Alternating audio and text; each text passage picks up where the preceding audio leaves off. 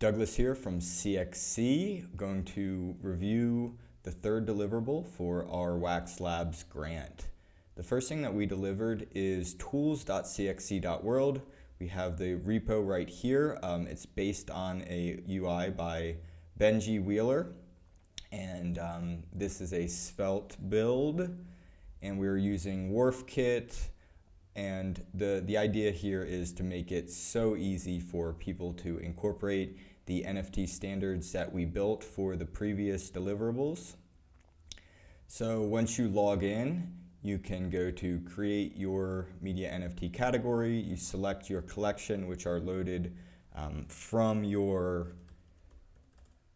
account once you're logged in. And then all you have to do is you can pick a standard. So we'll do a music standard and then which version of the standard you want to use.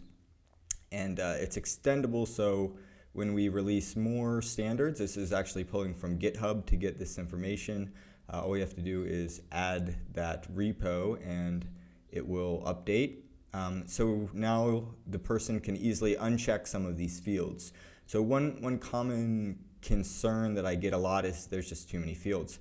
For instance, date and month, that might not be something everybody needs, and I do explain that these are sort of redundant. So this makes it super easy for people to not use everything. And you can see that these are being loaded right here. There's usually 3 more categories or 3 more fields for this schema. So we go ahead, we send the transaction. I could add a notification here. That'll be an update. But yeah, then we can see if we go to Atomic Hub and we find our collections.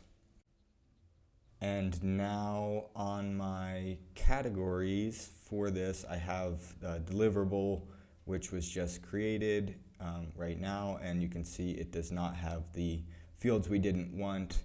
And also these are ordered, which is nice because I found out that sometimes like the Wax Blocks UI doesn't order these. So it's a great tool for people to use. The next thing that we built, which is the tool for dApps, is an NPM package called Web4 Tools Atomic Assets.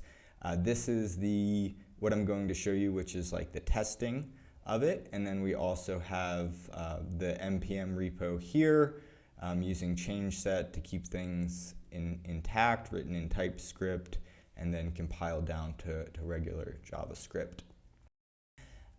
So yeah, to demo this, how it works is we have the fields, the Web4 fields that are incorporated into the standard.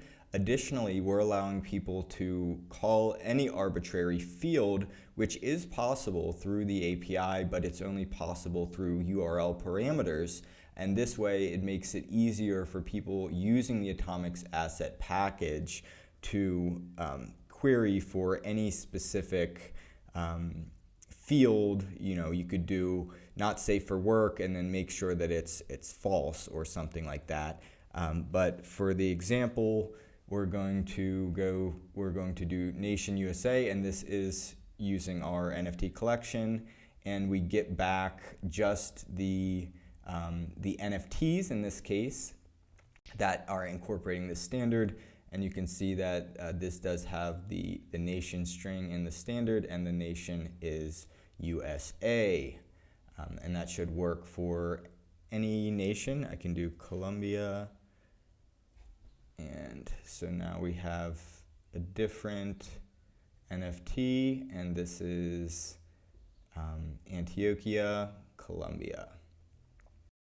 So the other sort of functions, you can get the NFTs that have these fields. So what this is doing is it's by default loading the Web4 fields, and this allows a front end to easily scan for collections that are authenticated and then provide them or use those NFTs on a map or something like that. We're also have this action, get templates with fields. Again, you can extend all of these. You don't have to use this just to find the Web4 standards, but right out off the gate, that's what it's meant to do. So this will tell you exactly which template IDs have exactly which Web4 fields. Again, this allows a front end to build this type of thing really easily. And then we also have a helper function for the schemas. So this is an easier way, I know just to look in these schemas, or I can just go ahead and pull all the NFTs from these schemas. So that's what we built, and we look forward to the next deliverable of the tokenomics system. Thank you.